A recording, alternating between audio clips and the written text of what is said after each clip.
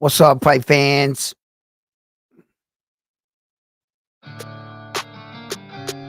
What's up? What's up? What up, fight fans? We are back at it with another edition here at Round One Sports TV. I am always your host, Edwin.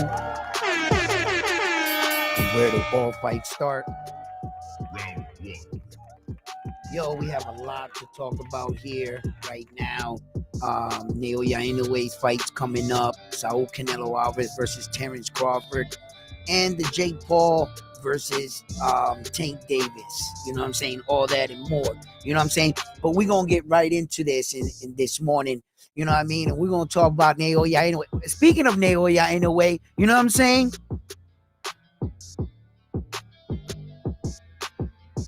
Where are all my Japaricans at? It's good to be Japanese. You know what I'm saying? Naoya Inoue makes me proud to be Japanese, all right? You're not Japanese. That's right. All right. It doesn't matter. All right. I'm a Japarican. All right.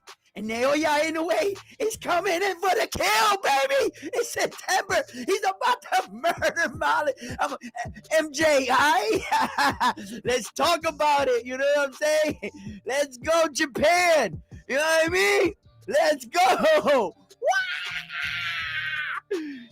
Yo, every time he fights, I turn into a Japanese guy. Let's go. You know what I mean? So let's get right into this episode. Without further ado, let's talk about it. Oh.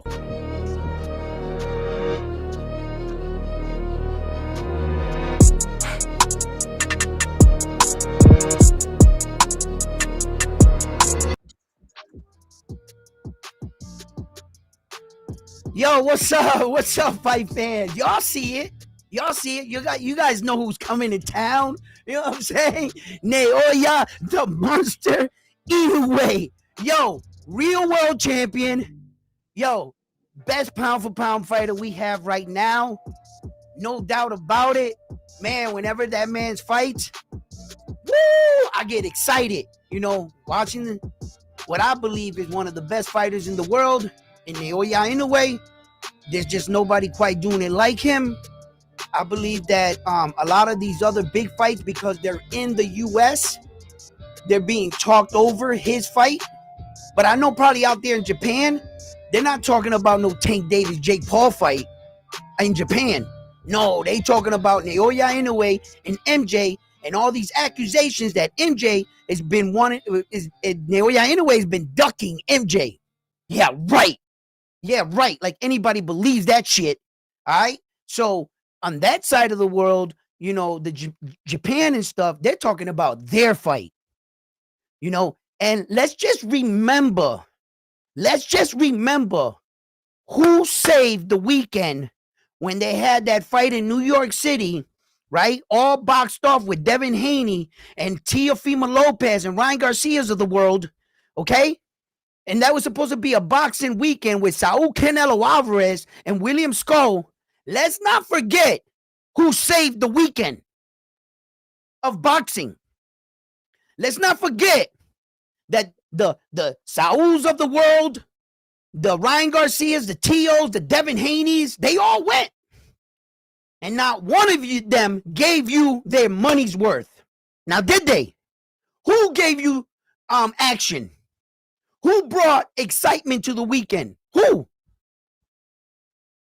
Naoya the Monster Inoue. That's who brought it. That's who did it. He already went up against Saul. He already went up against all these great fighters. And he was the one, the little dude, he was the one that saved that weekend of a disaster weekend that Turkey Al-Sheikh paid all that money. And out of all them fighters he paid, he didn't get one fight.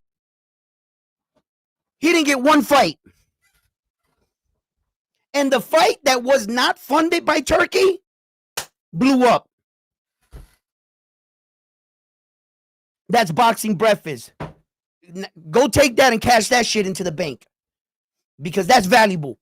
I'm going to tell you right now. Naoya Inoue could possibly steal on the weekend again. If this Saul Canelo Alvarez And Terence Crawford fight does not, you know, um, doesn't live to the hype. How many times have we seen allegedly the best fighters in the world fight, and the fight was like, Mayweather, Pacquiao? How many times did we see a fight that we were like, we thought a fight was going to break out, and there was no fight that broke out? Naoya Inoue, the monster, by the way, this September, right, is going to mark a special month, in my opinion, in boxing. A very special month. Why? It's going to be 2 days back to back that 8 belts are going to be on the line. 8 belts on the line, back to back. Saul Canelo Alvarez is fighting Terence Crawford for all 4 belts. And Naoya Inoue, the very next day, is going to fight MJ in Japan for all 4 belts. 2 days, 8 belts on the line, not counting whatever belts is on the line on the Naoya Inoue undercard or the Saul Canelo Alvarez's undercard. Now, they were just going over Saul Canelo Alvarez's undercard. You know what I mean? And I was saying to myself, it's, with the fact that Turki Al-Sheikh is putting these kind of cards together and the kind of undercards that he's putting together in comparison to this one, nah, it's not that good, if I'm being honest. I don't think that the Vargas, you know what I'm saying, is gonna, Vargas is good. The Vargas brothers, the little Vargas clan. I think Emilio is one of the better ones, but the older brother is fighting. That I don't know. No, their father, great boxer. Their father, right? The sons, for as talented as I'm gonna say, the sons are, none of them have competed for a world title, or even, and that they're trying to do that now. But the older brother, he should have already been there by now. What was the stalling in his career? Too much hanging out or something, getting tattoos too much or something. But now it seems like he's taking the sport serious, but still not the type of name that's going to be like, oh shit, the Vargas brother. You know what? I've been wanting to see that. I want to see him, but not that. You know what I mean? So Naoya Inoue, he's coming into this fight against MJ, right? And I want to talk about that first. I just want to break that down first. Let me tell you guys something right now. Naoya Inoue is on pace for doing some pretty freaking remarkable shit. And I've been trying to find out a lot about him, but it's been kind of like hush hush. And the Japan world, every time I try to translate things in translation, it comes out messed up, right? Maybe the words don't mean the same, and the translator thing, it gets a little screwed up. So I gotta decipher sometimes. Sometimes it says exactly what it is, and I can, it makes sense, but sometimes it doesn't. It doesn't. So it's kind of hard, to try to like figure it out. Because what I've been really trying to figure out about Naoya Inoue is, who is he gonna fight after MJ? Who is he really gonna fight? There have been reports that it was going to be Alan David Picasso. I'm not sure if any of you guys heard this, right? But after MJ, Alan David Picasso's name popped back up, right? And since Sam Goodman left the division to fight Nick Ball, it kind of like, took Sam Goodman out of the Naoya Inoue sweepstakes, which I don't think he was going to get back into it. I don't think Naoya Inoue in his camp was going to do business with Sam Goodman, seeing that the fact that he pulled out of the fight not once, but twice. Sam Goodman is directly responsible for a lot of the criticism and hate Naoya Inoue is receiving at this part in his career. He's received a lot of hate and unfair scrutiny in the past, but in this point in his career, bro, Sam Goodman really, really disrailed Naoya Inoue's plans. Naoya quickly got them back together, But he did disrail Naoya Inoue's plans. And how did he disrail Naoya Inoue's plans? Simple. He was a mandatory to Naoya Inoue's belt, not for one belt, but for two. But for two belts. And the problem was that when he put in the paperwork for the mandatory, right, and Naoya Inoue finally accepted to fight him, right, after fighting Luis Pantera Nari, I think it was, he suffered a cut in training camp 10 days out from the fight. 10 days out from the fight, you suffer a cut? Who the hell is training you? Under what supervision did your coach allow you to spar like that? And what kind of gear did you have on that they cut your eye? Don't you wear hair gear in sparring to prevent things from like that? So how in the world did you suffer a cut in your eyelid? Right? 10 days out from the fight. Here enters TJ Doheny, a participant in this equation that should have never been there. Naoya Inoue should have never fought TJ Doheny, bro. But here comes TJ Doheny like a true warrior, raises his hand to save the night and said, yo, I'll fight him. I respect TJ Doheny for that shit. Not everybody was signing up to fight Naoya Inoue. He did, right? So he went in there respectfully, got his ass whooped. Then all of a sudden, here we go again with TJ Doheny, right? I mean, Sam Goodman, right? All of a sudden, fucking, now you got Yi Young Kim in the picture. That was another last minute replacement. Yi Young Kim should have never fought Naoya Inoue. That South Korean dude, North Korean dude, whatever it is, he should have never been in the ring with Naoya. Another man daring to be great, seeing an opportunity and saying, you know what, I'll fight him. But the guys that were scheduled to fight him, the guys that allegedly say that they're the top guys and the best in the division, opted out to fight him. One man, Sam Goodman, disrailed Naoya Inoue's plan so much, and a 30-day hiccup on top of it with two opponents he should have never fought. I don't believe Naoya Inoue's team would ever did business with him again. Because Naoya Inoue has been getting criticism for fighting TJ Doheny and Yi Young Kim to the casual fan that does not understand that those were last-minute replacements. Those weren't guys that were worthy or that Naoya Inoue was cherry-picking anyone. Naoya Inoue was literally, and I've said this before, standing outside of the castle. If we were back in ancient times, Naoya Inoue would have rode up to the castle, looked at every warrior up on the fucking castle thing, and he'd get off his horse and say, is there any one of you want the smoke? Come outside. Not one of them dudes came outside. And the dudes that came outside to fight him were courageous. They saw an opportunity. They said, fuck it, let me go for it. It didn't mean that they were worthy or that they were going to win or that's the fight we wanted to see. That was the man that stepped up.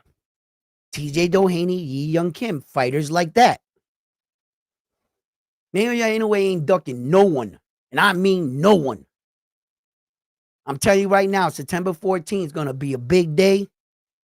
I expect Naoya Inoue to dust MJ off at Medallia.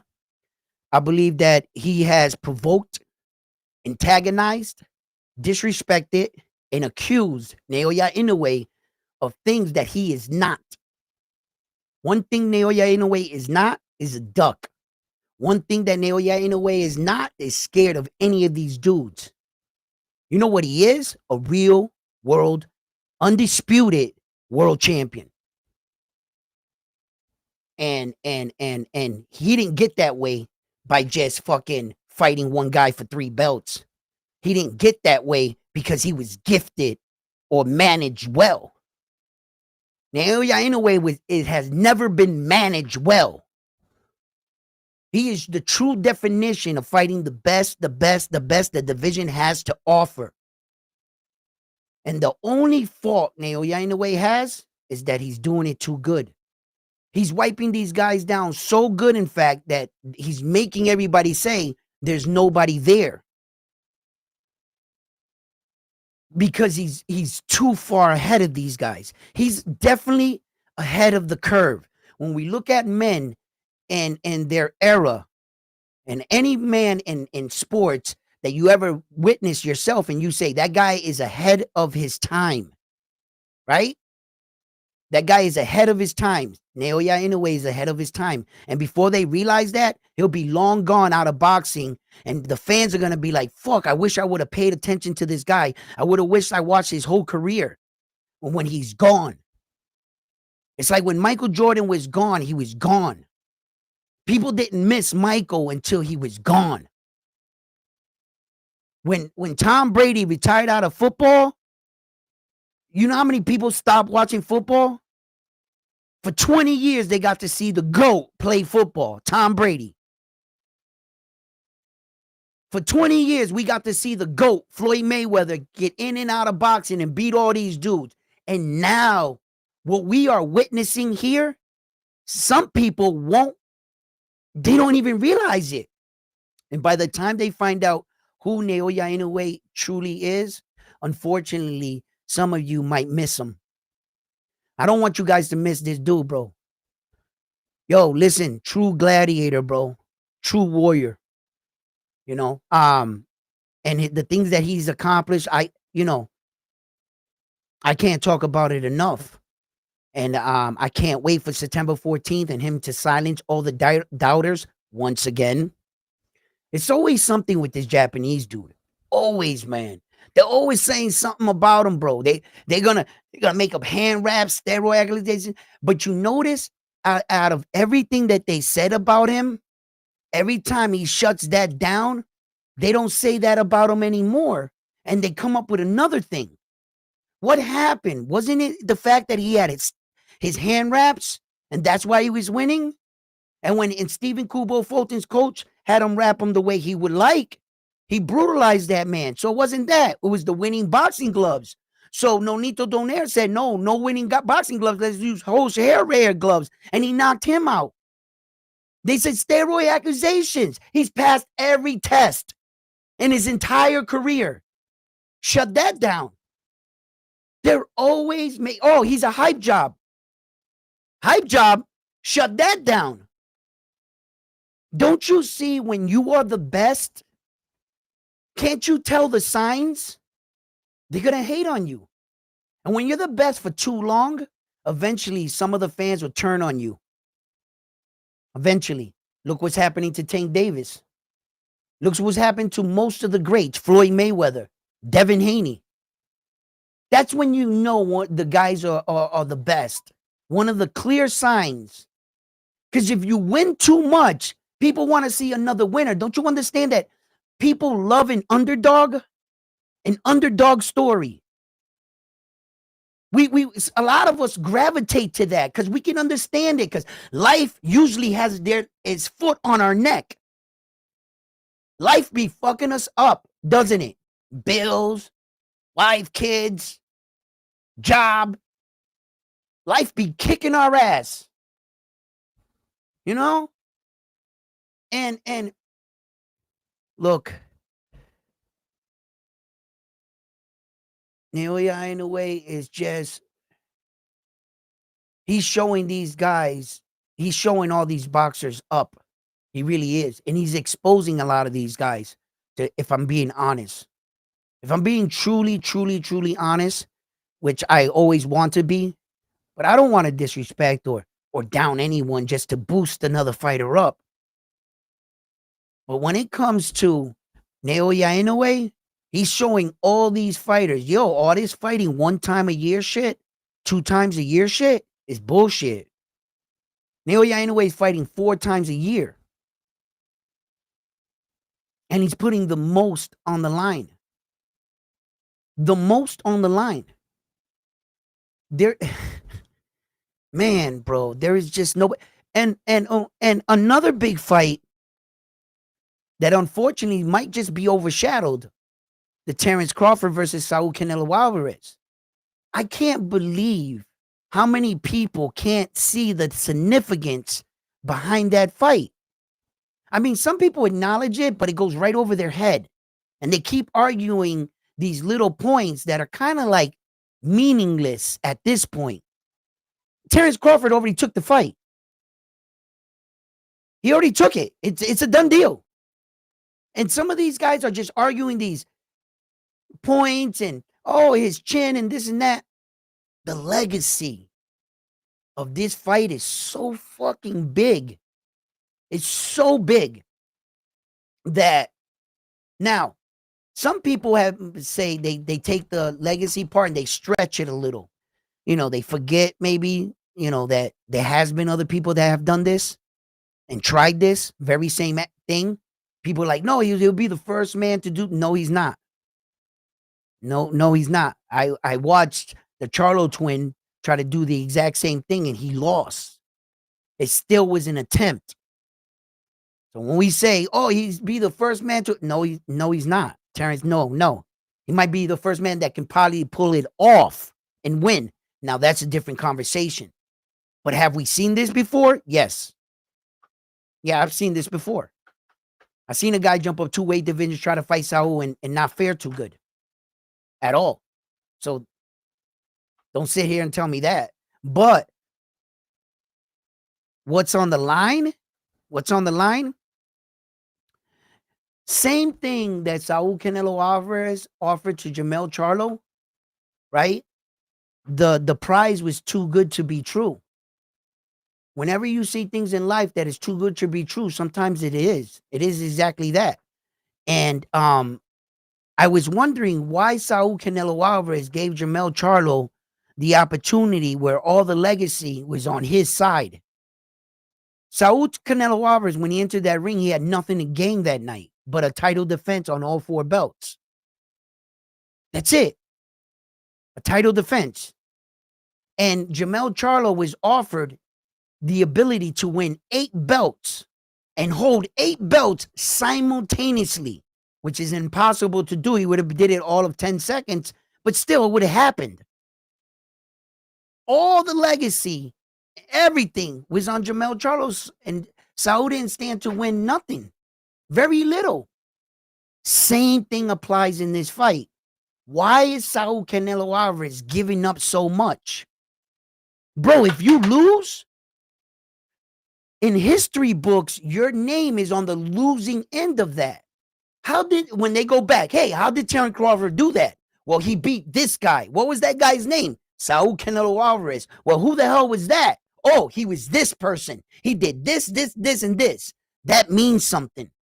You're going to be attached to my story. Why would Saul Canelo Alvarez sign up for that?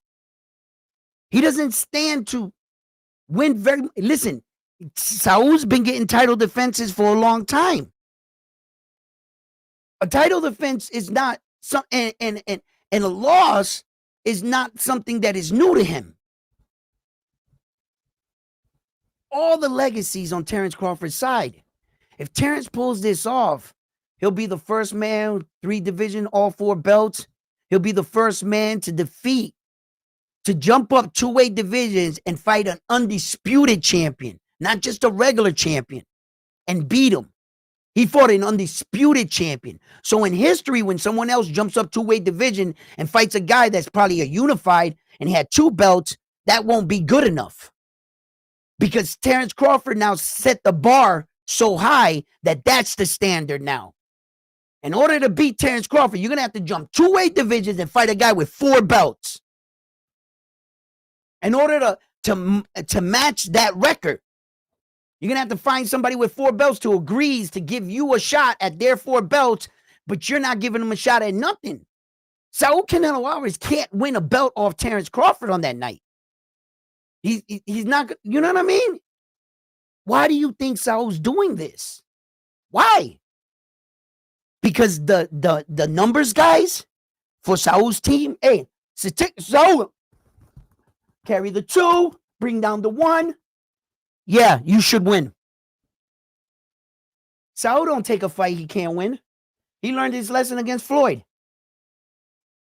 Then he quickly forgot his lesson, got cocky, went up there with Demetrius Bivol, and Demetrius Bivol taught him that lesson again. Taught him that lesson again. Yeah.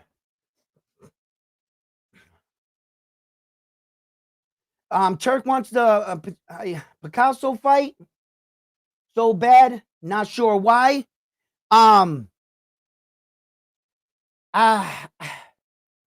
don't know. I don't know. I really don't know why.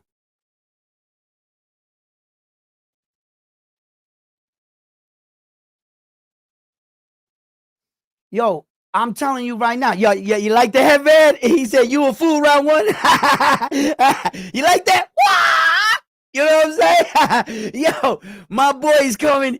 Every time he's going about to fight, bro. Listen, you know what I mean? Japarican, baby. You're not Japanese. I know. Yo.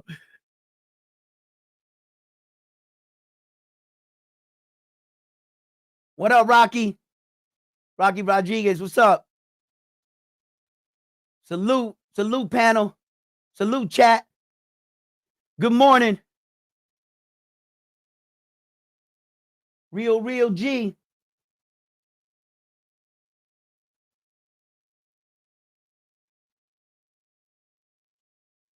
Damn it. Did I save Torres yesterday? I never saved Torres' punk ass yesterday, bro. We gotta go save his ass, bro. Damn, we never get him to the helicopter. We gotta go running again. We gotta get his ass. We gotta get Torres. That motherfucker, he gets shot every day. Right now, Torres is laying on the ground, bleeding out while we on a live. You know what I'm saying? We gotta go save his punk ass. All right? I said yesterday, we should just leave him and get to the chopper. But the team didn't want to leave him. Yo, that be some shit, right? You see how I work out and stuff? Like, I be saying like ridiculous like things and shit just to get my blood pumping, you know, and storytelling and shit because I'm by myself. I don't got nobody. I don't got no hype man. I don't got no sparring partner. I mean, no spot, nothing. I got to be self motivated. So I learned to teach myself these little things. And I've never shared that shit with nobody. I felt embarrassed. Like, how the fuck am I gonna tell the world to be storytelling? And somebody come on, they don't know what the fuck I'm talking about, right? But that's just me. Like, you know, like I tell you guys in the beginning, come on, let this thing. Now we in the jungle, we running, boom, boom, boom. You know what I'm saying? And it just I need to get myself going, you know. So I tried it out and I shared that shit with y'all. You know what I mean? That's what I'm doing. But today, I got to get my ass in that gym. I'm just going to go for it. Fuck it. I should have went for it this whole time, but I didn't want to overtrain. I felt like I said to myself, if I overtrain and I do everything, because I'm excited right now, right? And I had to sit down and like just be like, yo, Edwin, chill, right? This is how I've been my whole life. Like my whole family knows me. I've had a lot of energy all the time. Like I couldn't stay still. That's why I was in them schools and shit on that small bus and shit. Yeah, because Edwin never stayed still. Every time I did my work, I couldn't stay. And no matter how many times my mom said, please be good in school today. Yeah, mom, I'll be good. I just couldn't stay still, bro. I just wired like, I built like that. So, and like I told you guys, I've looked young my entire life, but it always has not been a benefit for me. No, it hasn't. When I was 14 years old trying to get a girl, I looked like I was 11. I had to tell a girl I was 14. When I was 16, I looked like I was fucking 13, bro. I didn't grow facial hair on my face until I was 21. Until I was 21 years old. I didn't grow no fucking facial hair, bro. Not even a fucking month. I had a little peach fuzz right here. That was it. I aged like slow as hell, man. It took me a long time to go through everything my brother. Look, my older brother had a full beard by 15. That motherfucker was a man already by 15. And I'm looking at him and I'm like, why am I not developing like them? You know what I'm saying? And I was messed up for a lot of part of my life. I just aged real real slow, man. It took, bro, slow. And and then now later in life, I guess it's working out for me because now I'm 51. I'm in the gym. I'm seeing these dudes, they 35, 40. Bro, they don't look half the way I do. They're not moving like I'm moving. I'm still doing backflips at 50. Yeah, like, and these dudes can't move. And I'm looking at them like, and I realized I was like, maybe maybe I'm different. And it's not exactly that I'm different. I started realizing we're not all built the same. I met other people that were better, way different than me. I know this 76-year-old dude that'll show me up right now. Bro, Ralphie, he wears these shorts to the gym, bro, that they should be illegal in all 52 states. No man should in the world ever wear these Daisy Duke shorts. And this motherfucker puts them on, boom, they look good on him.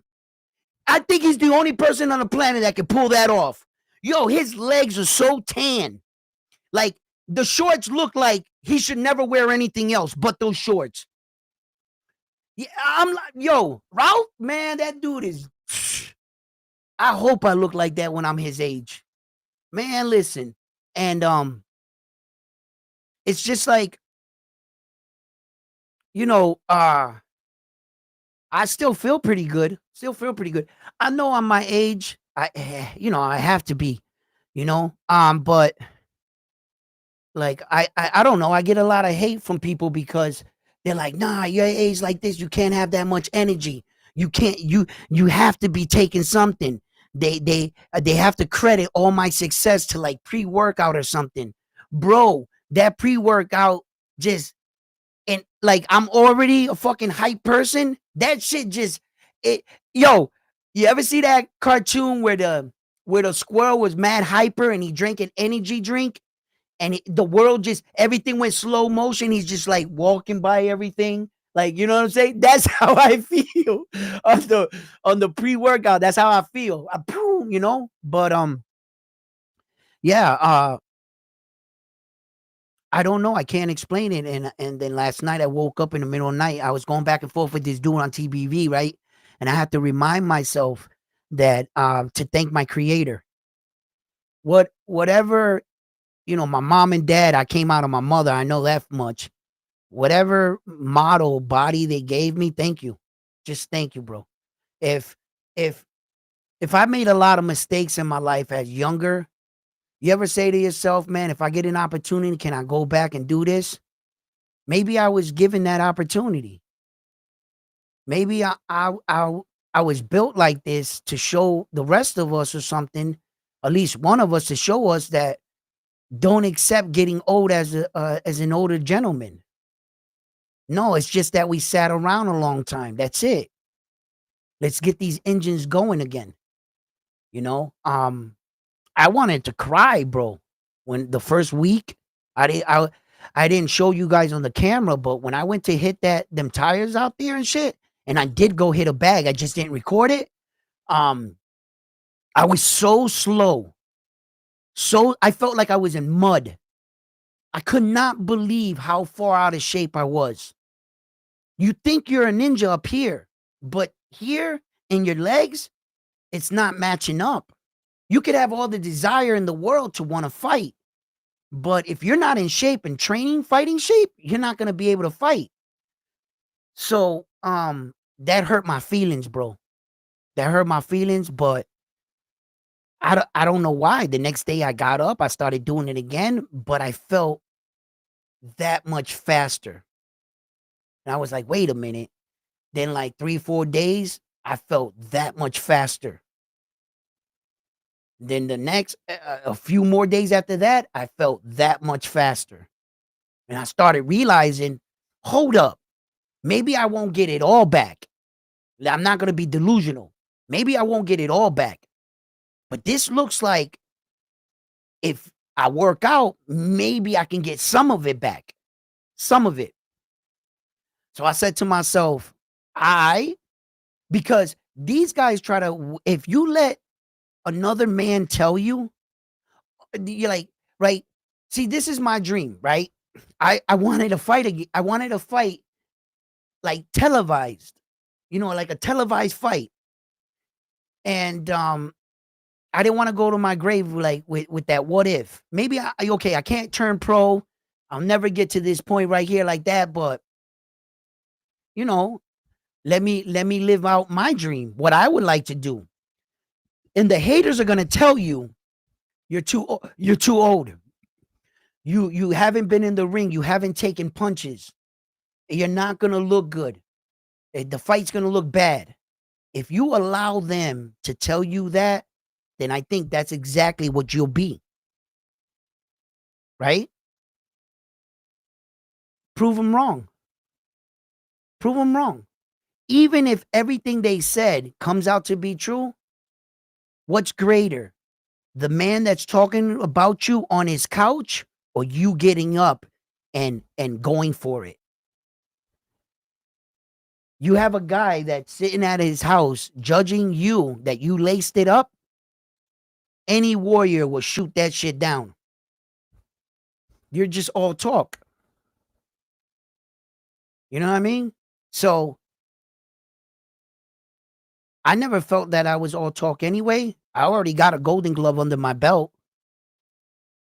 So our amateur boxing shit, I already did that shit. So I'm not trying to be like living in a fucking legacy or anything, but I'm going for mine. I'm going for mine. And after this right here, we're going to have to go save Torres' punk ass. Right? We getting in shape. I don't care what any of these dudes say. They're not going to discourage me. They're not going to discourage me. I'm going to go through this. I know this is going to suck. I'm about to go to fucking sparring, get punched right now. Right? And so what? If they can do it, I can do it. If they can do it at that age, I could do it. I could do it. Listen, but didn't Bernal Hopkins fight at like 50 years old? He looked amazing too. He looked pretty good, right? But he had years of just experience. But nevertheless, I saw with my own two eyes a man be able to do that. Whether I'm able to do it on his level or not, that's not the question. The question was, can men do that? And the answer is yes. So I am not scared. I accept the challenge and I'm going to walk through that door. I'm going to walk through that door. Win, lose, or draw, I give two fucks. Yo, listen, if I lose, I lose. All right, cool. But I did it. I did it. And until that happens, I don't feel like I'm going to lose shit. So it is what it is. You know what I'm saying, guys? What's up, guys? He said, what the fuck? What the hell are you talking about, wearing a Japanese headband? This is Naoya Inoue.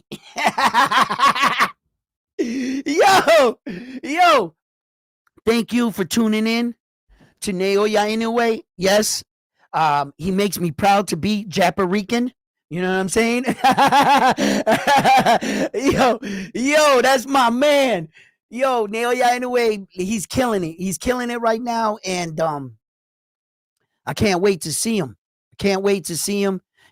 Whenever he fights, I don't give a fuck what time it is in the morning, where he's fighting.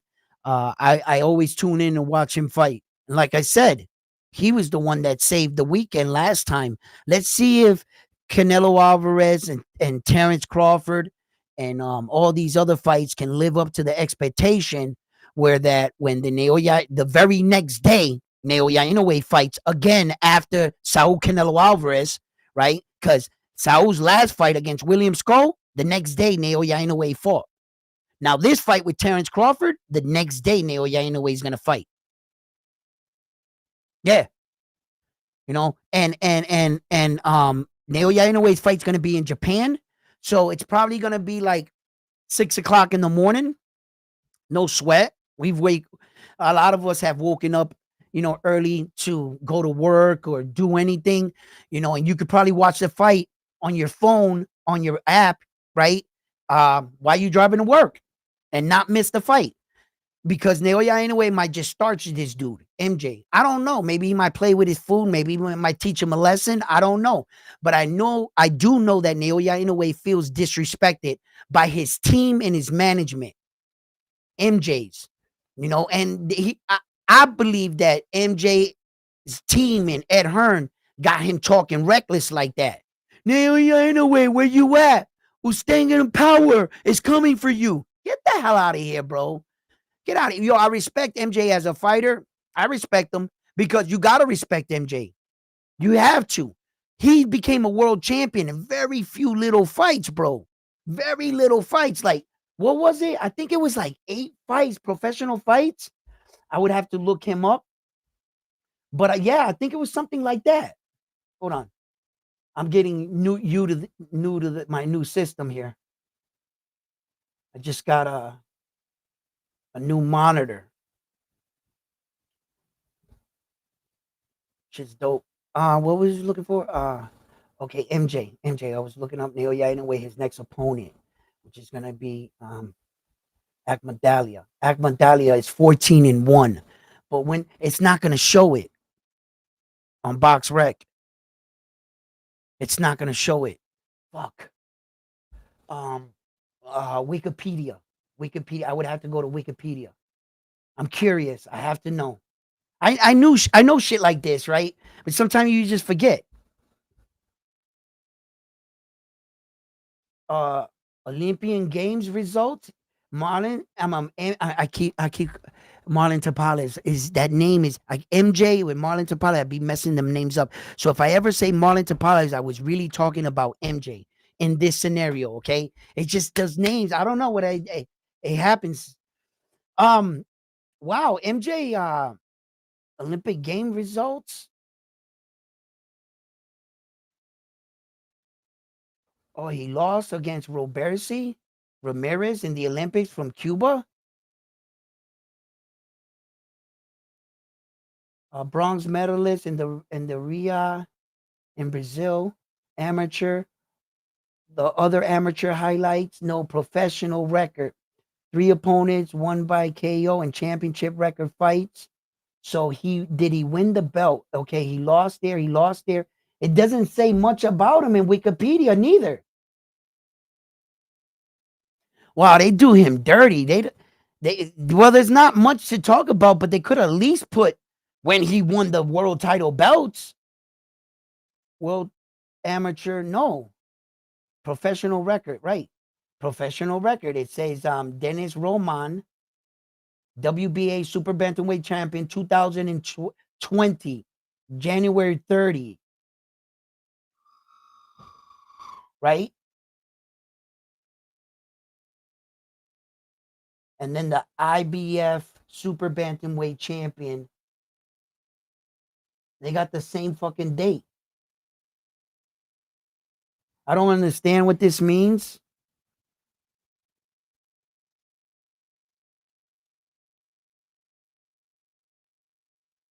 He didn't fight one guy for 2 belts. He won 1 belt, then he won another belt, right? I was always under the impression that MJ won both belts one at a time. Daniel Roman for the IBF and WBA. They don't got much on him, but what I do know is BoxRec is not going to have his freaking WBA record for his world title for the WBA. No, it's not. No, it's not. I wonder what they have. 1, 2, 3, 4, 5, 6, 7, 8, 9. He fought Roman for the IBF. It doesn't have any records at that WBA. So I can't tell you on BoxRec. I don't know when he won it Or did he go into the fight for 2 belts at that fight? Anybody know that? Oh, Danny Roman was unified?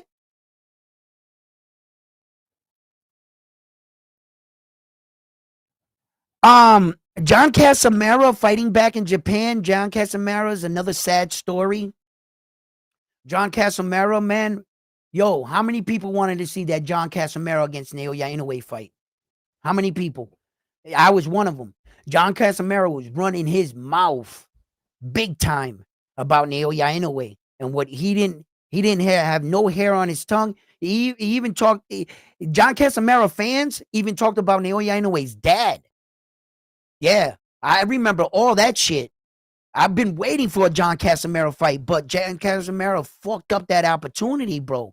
You know, once upon a time, John Casamaro had a belt. Naoya Inoue challenged to fight him, and John Casamaro said yes. Then he ends up getting stripped and suspended for a year. Naoya Inoue wasn't going to hang around for a year to wait to fight you. He went off about his business. That's your fault you got stripped. That's your fault you got a year suspended. Yo, they had the fight. It was signed and everything. Naoya and John were going to fight, bro. Right when John got stripped and suspended. That's his fault. Then John went on this smearing campaign. Oh, Naoya Inoue, blah, blah, blah.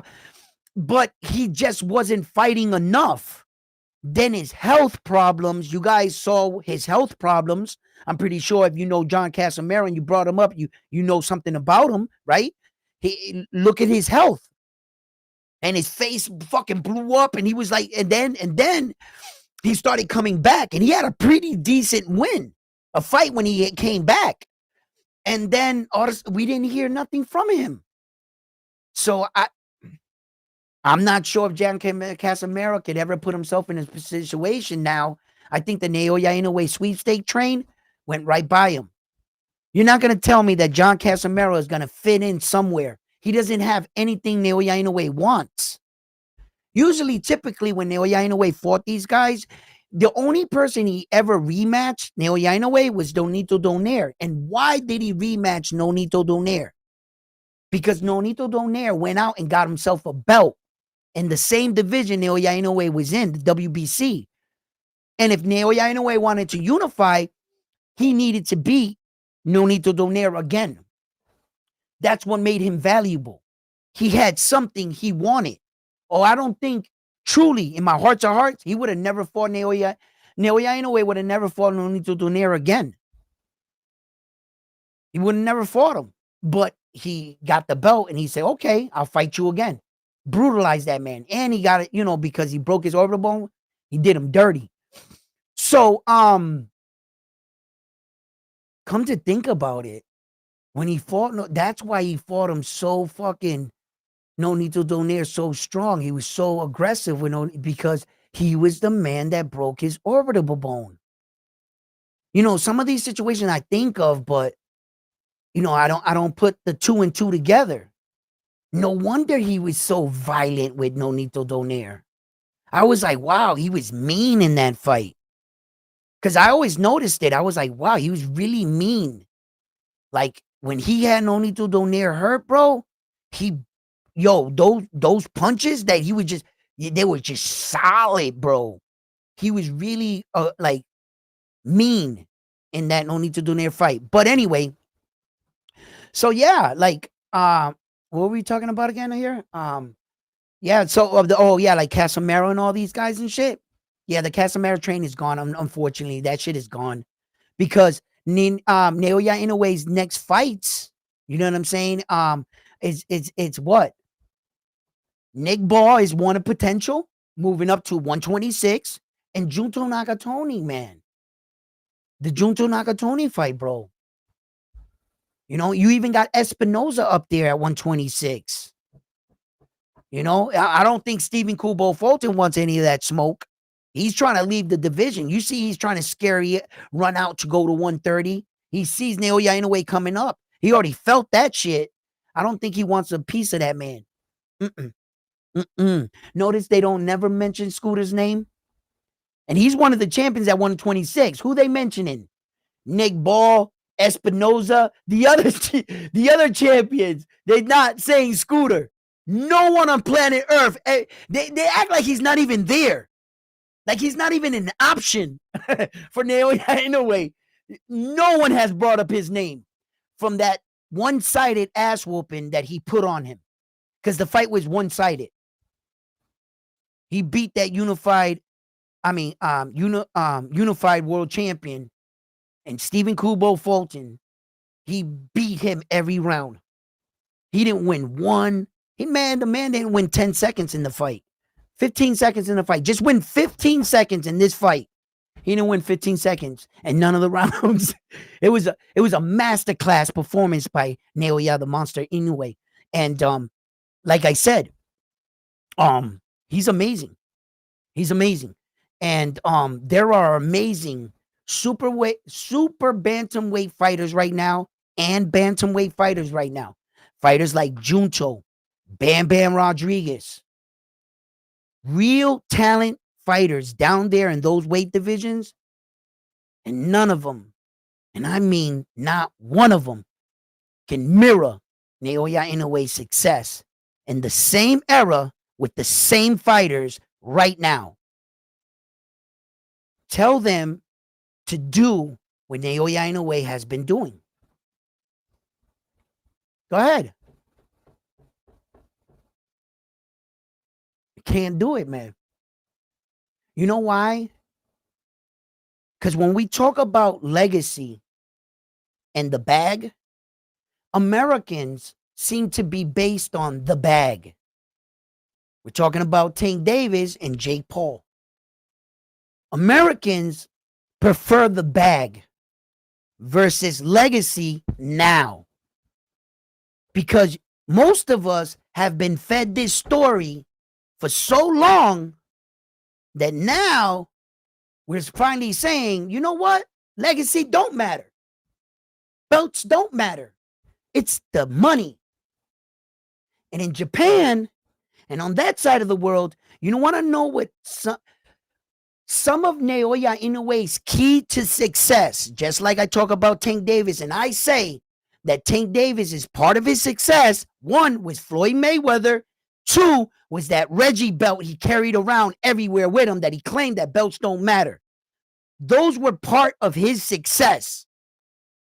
And the same thing applies to Naoya Inoue. Some of the key things about his success, Naoya Inoue's success, one, he doesn't look like a killer. He looks like he looks modest. I don't want to, like, everybody keeps using this boy band like image look.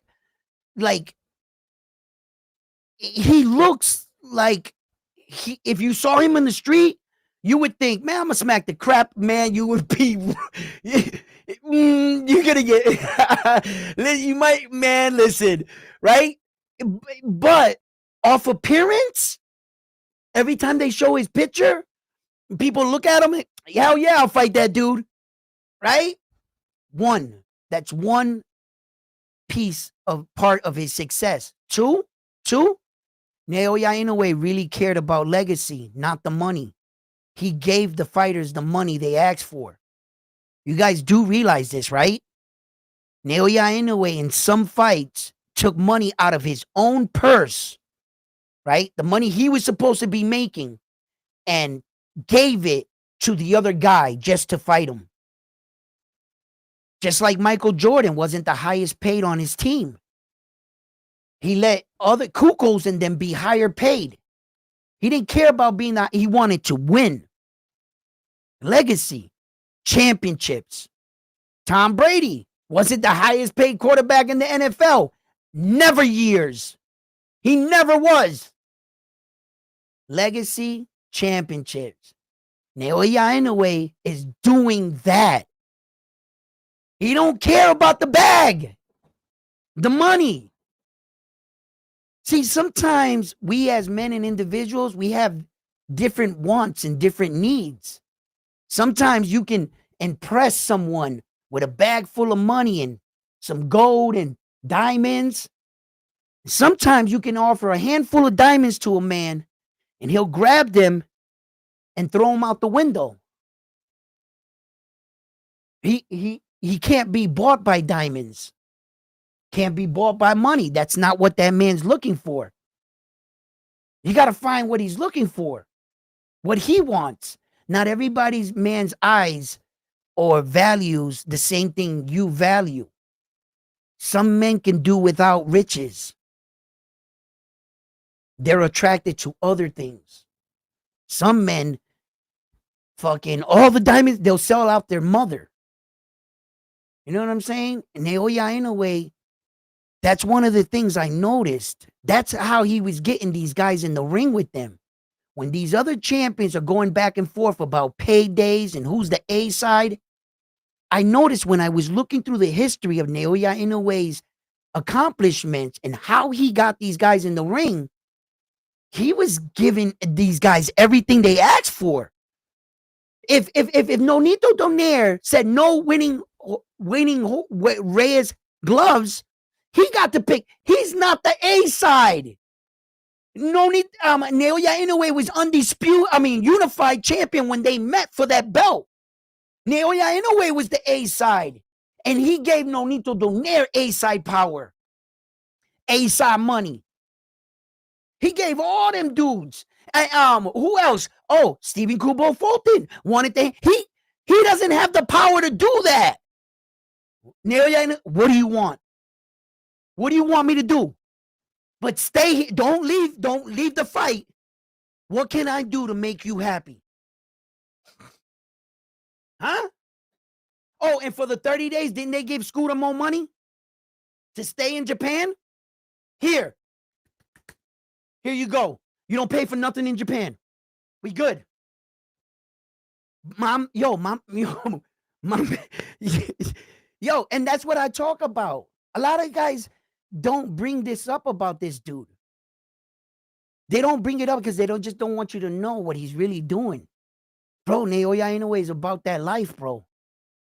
And he's really going after legacy and championship belts. And he's showing us up, the Americans, because all the bullshit and the smoke screens, we tell our fans. When an American champion wins a belt, what's the first thing that comes out of their mouth? The first thing out of the kid winning his first belt, what comes out of their mouth first? All American champions usually do this. I'm going on vacation. After winning the belt. Brother, you shouldn't be going on vacation. You just won the belt. This is when the real work begins. We got to defend that shit. Our guys, we're going on a vacation. I'm buying a new gold chain. When I come back, you guys are going to see my watch.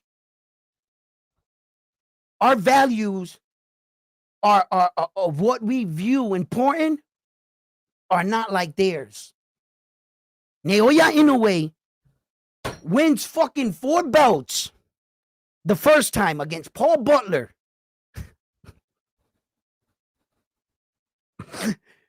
30 days after winning 4 belts. I can't imagine what that feels like. But what he did shocked me.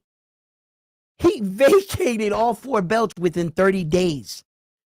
He didn't have those 4 belts for 30 fucking days. And he said, yo, here, take them. I'm not holding up nobody's career. I said, Naoya, where are you going? I'm going up to the next weight division.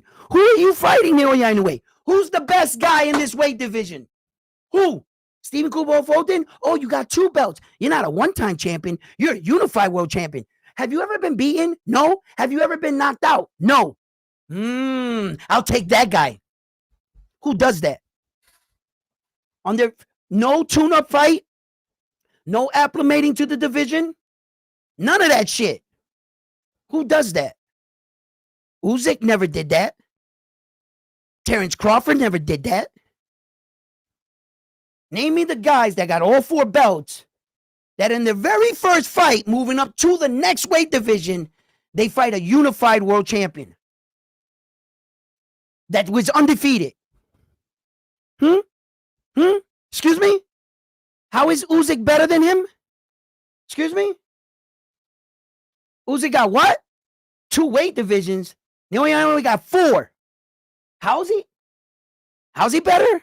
Usyk's fighting big guys. So is Naoya Inoue.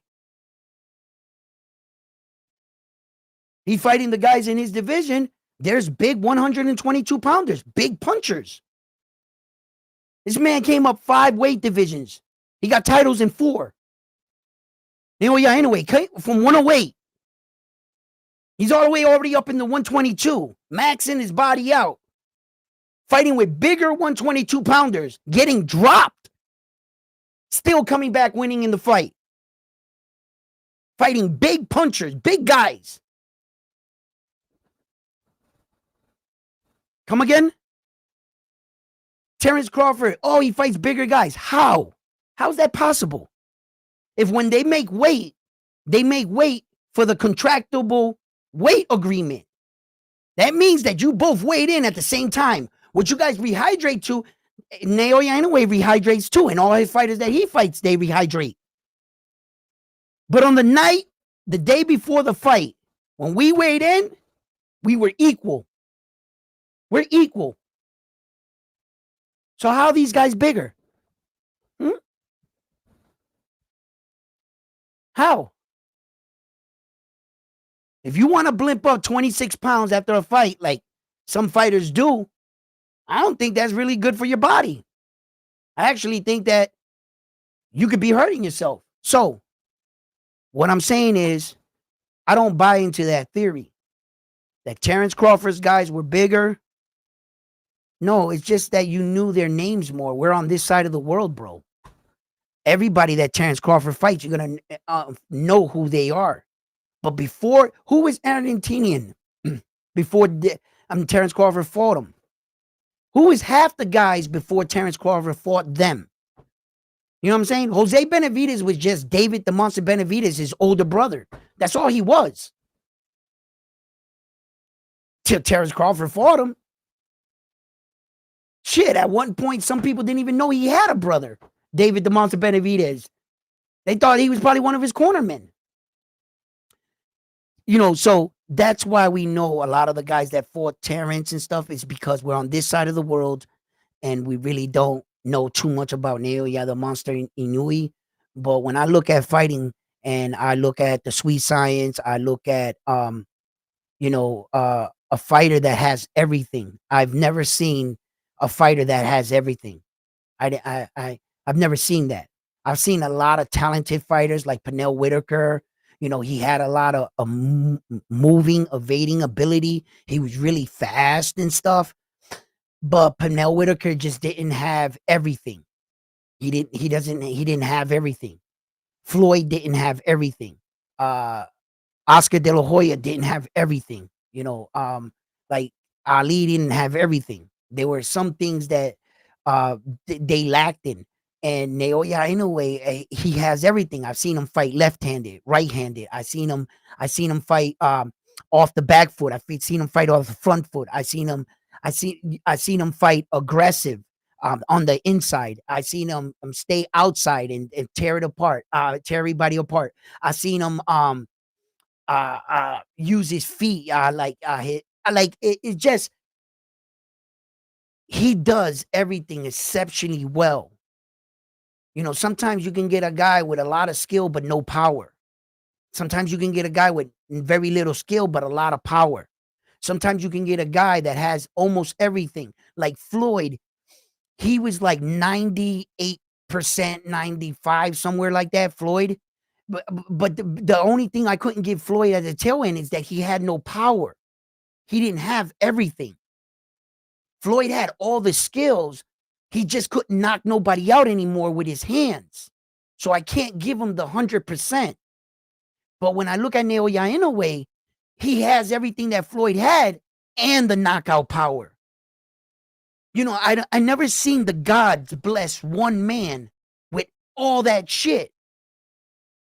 You know, there was always something, you know, with every fighter. You know, Terence Crawford is an amazing fighter, but he doesn't have everything. He's not doing everything exceptionally well. You know, I think that there hasn't been any fighter in this era when Terence was a little bit younger. I never seen anybody switch left to righty like Terence. That was one of his strongest keys, Terence. He can do that really well. See, because every fighter, like I said, has certain traits that they were like really accept. Naoya Inoue, all his traits, he got them all leveled up. It's not like one is higher than the other, or he's just good at this. You know, he has everything. And his recuperative power when he got dropped, the way he recuperated his chin. I mean all the bro, he checks them all. All the boxes, man. Everything. And Terence is the closest that I can see today. He's the closest to Naoya Inoue. He's the closest. Terence doesn't have all the big names, and no one does when you are the big name. And that's what I get discouraged too. Yeah, Errol made himself a big name and Terence beat him. But that's what separates the greats from everybody else. Remember this, that because of the fact you don't have another Naoya Inoue in his division. Well, Junto's coming up. So that's a key. That's good. But Terence Crawford doesn't have another Terence Crawford there. What we believe was another Terence Crawford was Errol, and boy, were we wrong. We were so wrong. We all thought Errol Spence Jr. was going to fight Terence better than did you see that happening? Don't lie. I never expected Terence to whip him that bad. I thought he was going to win the fight. Errol Spence's mother didn't recognize him after the fight. He looked different. No, I didn't expect that. No, I did. No, but Terence, he's probably the only guy, but if we were being really honest and not being biased, guys, not being biased, just judging them for what they do at their job, there's no one doing it like this dude. No one. And respect to all of them, and because I don't want to offend anyone, right, or hurt anybody's feelings, right? I will be humble enough to just say Usyk's the best for the heavyweights, Terence Crawford's best for the middleweights, and Naoya Inoue's the best for the lightweights. I'll keep it like that. Because respect to all three men. Whether you got Usyk in first, Terence in third, and Naoya Inoue in second, or whatever order you got. You want to know something, guys? We're in a fucking pretty decent era of boxing. And boxing has been making its way back, hasn't it? Look at the men that we have and look what they're accomplishing. Shouts out to Usyk, Terence Crawford, Naoya Inoue, and Saul Canelo Alvarez. We can't leave him out. Shouts out to the guys that are real kings in the sport of boxing. And taking advantage and showing the world that they're the best. No matter what controversy you have against Saul and you say about him ducking David the Monster Benavidez, damn it, he's still the champion. He's still that kind of champion, though. He just avoided the young gun on the tail end of his career. I've seen a lot of people do that. Get over it. He didn't want to fight him. He didn't want to fight him for whatever reason. Move on. Right? That's what I say. We can't keep harping over the fact he's not fighting David the Monster Benavidez. He's not fighting him. He's not going to fight him, bro. Let it go. Fuck it. Yeah, I wanted to see the fight. Yeah, but it's all right. I understand it. Sucks? Yeah. That's probably one of the biggest fights I want to see, because what did I say to you guys? If you win too much, the fans will turn on you. Too many people saw Saul reigning too long. They wanted to see a new champion. And David the Monster Benavidez brought that to the equation. His speed, his intensity, his violent nature, the way he puts his punches together. You know, he's showing the fighters like no mercy. He brutalizes these dudes, and he is the Mexican monster. And when we saw him coming up, we were like, no, just like anything, just like Naoya Inoue. Look at Junto Nakatoni coming up. And all these fans was like, oh shit, the next shiny new thing. He's going to fuck up Naoya Inoue. Yeah, okay. I would like to see that. And just like we wanted to see David the Monster Benavidez beat up Saul Canelo Alvarez. You know, but unfortunately, Saul didn't take that fight for whatever reason. And I'm not here to freaking keep bringing that up. I'm here to tell the fans, get over it. It's not going to happen. That fight's gone. David's up there. He's got other beef. You know, that's just like Tank Davis never fighting Teofimo Lopez or Devin Haney, for that matter. Just get over it. It's not going to happen. Tank is not going to fight Devin. Because if he was going to fight Devin, he would have fought him when Devin was at his lightest. He would have been fought Devin. You're not going to wait for Devin to put on all that weight and get big, acclimated to that division, and then decide to fight him. And you guys think that Tank Davis would fight him at the end of his career. That will never happen. Tank Davis will not fight Devin Haney. Nope. He's never going to fight Tio. No. Those fights passed, and I'm okay with it. I'm okay with it. I don't want to keep crying over spilled milk. Tank's not going to fight any of these guys. That's it. That's what it is. That's what it is. I can't make him fight him. And no one in the world is going to convince me he's going to fight Devin or any of these guys at the tail end of his career. Impossible. If you didn't fight them at the lowest, little guy, because you are 5'5", 135. All right? Fighting Jake Paul is not the same as fighting Devin Haney that's well skilled. I think Devin Haney will beat his ass. He's not fighting him. So those are just fights like, look, I'm not here to kill boxing. I'm here to promote boxing and just, you know what I'm saying? Let's just move on from the fights, those fights we're not getting, man. Those kind of fights. Other fights that they're still in the division that we can talk up. Yeah, let's see this, let's see that. Yeah. But that Saul and David is gone, bro. That shit is so fucking gone. It's never going to happen. It's just never going to happen, okay? So, but look, now we got Saul and Terence. So, hey, it is what it is, right, guys? What's up, guys? And Bivol, I think it can still happen with the right amount of money. Salute. What's up?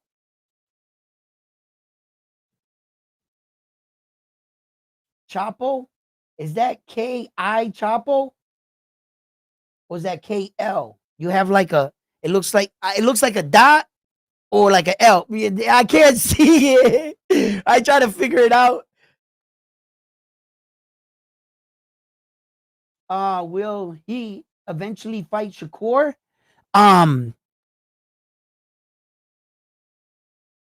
That fight has more potential of happening with Tank and Shakur because they're actually still in the same weight division. Shakur hasn't moved up and Tank hasn't done any of that shit, but he's trying to fight Jake Paul in this.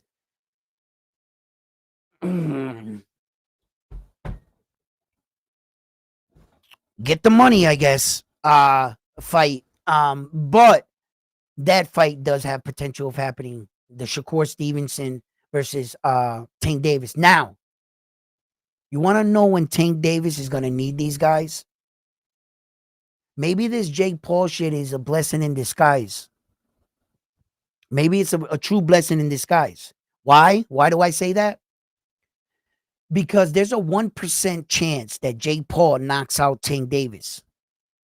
That 1% chance exists. Buster Douglas had a 1% chance of knocking out Mike Tyson. Guess what happened? He knocked out Mike Tyson. Okay? And if Jake Paul pulls that off, the scrutiny that Tank Davis is going to receive from that embarrassing, but the one good thing, it won't affect Tank Davis's boxing record. It's not going to count as a loss because this fight is being announced as an exhibition. See what I'm saying? So it's either way, it's only for bragging rights. So if Jake Paul beats Tank Davis or knocks him out, it's only for bragging between them and a bag of money. But when he comes back to the boxing world, that's going to follow him. No matter what, that fight is going to follow him.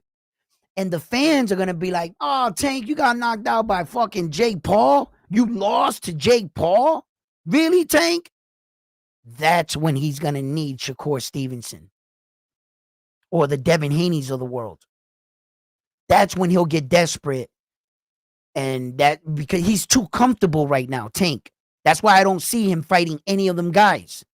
He's too Why would you take a dangerous fight against Tio or Devin Haney when you're making this kind of money right where you are? The fans are still coming out to see you.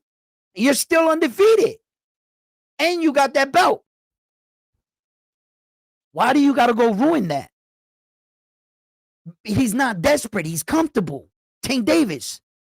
Now, if he loses to Jake Paul, he's going to become desperate to get the fans back on his side. Tank is the kind of kid, he doesn't do good with rejection. He's every time, like, he was the kind of kid that was left home and his mom left, maybe for a day or two. No supervision. Christmas, his mom might have got him a gift, came back, took it, sold it. He was lied to a lot. Yo, little Tank, don't worry, we're going to get you these. We're going to buy you these sneakers. They never came. He's got that childhood trauma, Tank. He likes to be accepted. The minute people don't accept him, remember when there was like booing him and he was like, yo, why y'all booing me? I'm talking real, these are real facts. You could see it in Tank. Yo, that will hurt him. That if he loses to Jake Paul, the fans will roast him. That's when the Shakur fight will happen. He's going to need Shakur. And if anything would ever get me to think Tank would fight Devin, it would be in one of those situations because right now Tank doesn't need Devin. Tank don't need Devin. No. For legacy and career-wise, yes, he would. But since Tank ain't going for legacy, he can give two shits. He's just going for he's a prize fighter. And I can't even say Tank Davis is the best prize fighter in the world. No. Because if he was a prize fighter and he was doing this for the bag, he should have been fucking with Turkey a long time ago. That's the biggest bag in the game. So you're not a prize fighter. I can't pay you. When Turkey said he wanted 2 Ferraris or whatever, and Turkey said, well, all right, I'll give them to you, right? He still said no. I'm not going over there to fight. Tank got me confused. You're not a prize fighter. You're not fighting for legacy. Fuck the belts. Who are you fighting for? What are you fighting for? Oh, I remember. You told us way back when you first started your career. When Tank first started his career and the mic first started getting in his face, he didn't talk a lot. But what he did say was, I fought to get out of poverty. I didn't fight to become a world champion. I wasn't fighting to build a legacy. I fought to get out of my surroundings, out of my situation. That's what Tank was fighting for. So he was honest. We just expected a lot from him. I expected a lot from him. Maybe you guys did. People feel like, then why do you get into boxing if you don't want to unify or chase championships and shit like that? That's what it's about, ain't it? Yes and no. There could be men that can win 1 world title and be cool with that. I'll win this belt and I'll defend it in my weight division. Everybody in my ranking that's coming up, I'll fight them. It's not a wrong thing. You know, and I always repeat this. I don't think Rolly Romero was going to unify all 4 belts. I think he's satisfied with winning the WBA. And I don't expect him to unify against the other champions. What I do expect is him to defend the belt. Rolly. Not every man is going after that kind of legacy. Not every man is built for that road. Very few people go down that road. Josh Taylor did it. The Charlo twin did it. Devin Haney did it. Out of all the men that box, out of like fucking 15,000, 20,000 plus men that are boxing, 9 people got all 4 belts in history. So how hard is that to do?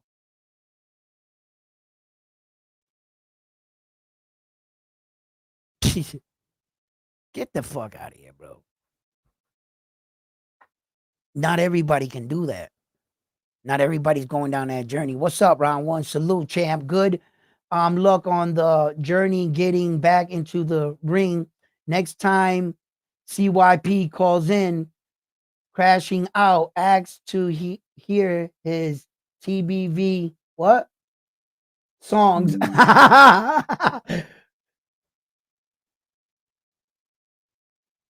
Yo, listen. I'm sick, bro. Yo, what up, angry white guy? Yo, listen.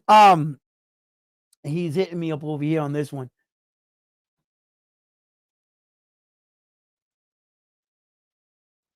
He might now because he paid one more cash out.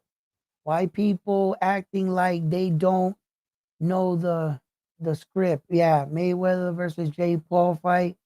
We go. Yo, listen. I don't want to say that Jake Paul fights are scripted, right? I don't want to say that because I don't want nobody to fucking sue me. You know, oh, how do you know that Jake Paul? You fucking Jake Paul be suing me and shit. You don't got no proof of that, so I'm saying hypothetically, you know, I don't have any proof of this, but boy, them shits look scripted. Come on, guys, right, right, right, right. That shit looks scripted like a motherfucker, right? Um, oh, that Tyson fight just had me in a mm. And then the Logan Paul and Floyd Mayweather, it was just like it was like they told each other in the back room, listen, I'm gonna throw this many punches, you're gonna throw this many punches. I'm not gonna, we're both gonna get a draw. We're gonna walk away with a huge bag of money.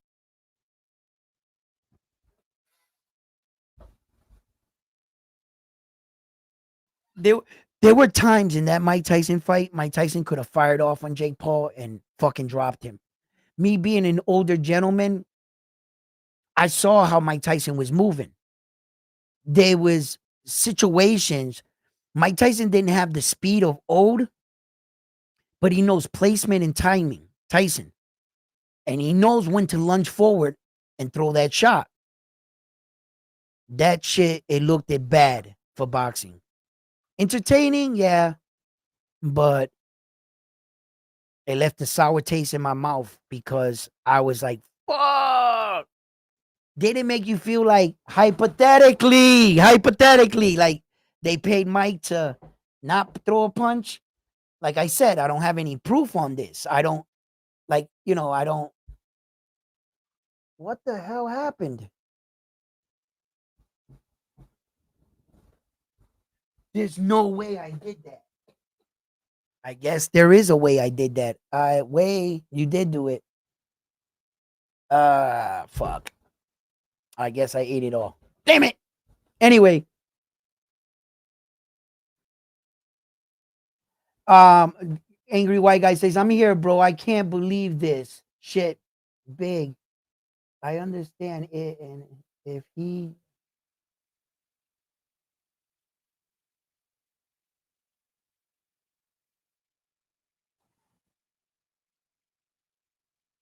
script like a real show. yo, yo, angry white guy. You see, I'm like you. We support these fighters. And when other people are talking down about our favorite fighters, we try to come to bat for them. But and then when they come out and do stupid shit like this, it's hard to like be like, what the fuck, Tank? Last time I supported you with this Lamont Road shit.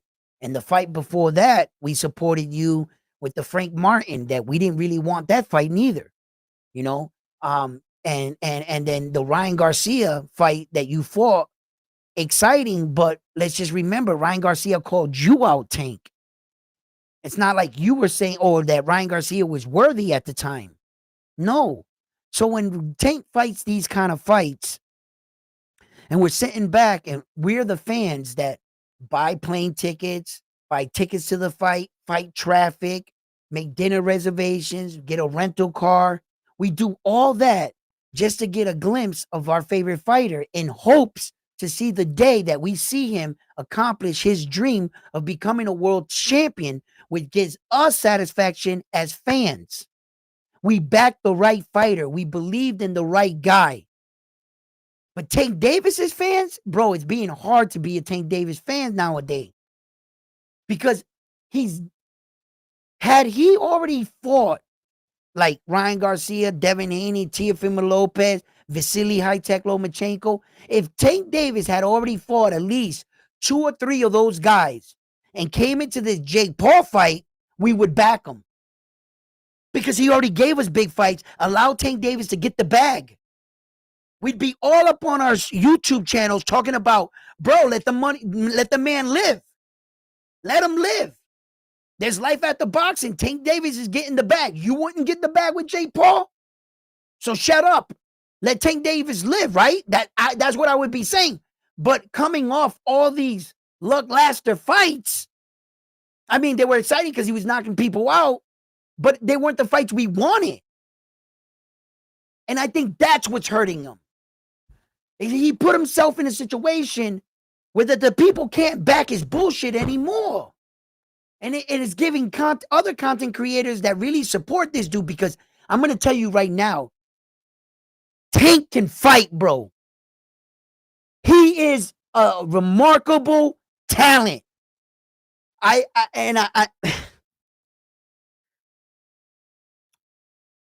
said this before. I got receipts. And I believe it. We've never seen the best version of Tank Davis. The world has never seen it. We got close. We've never seen a really disciplined Tank Davis.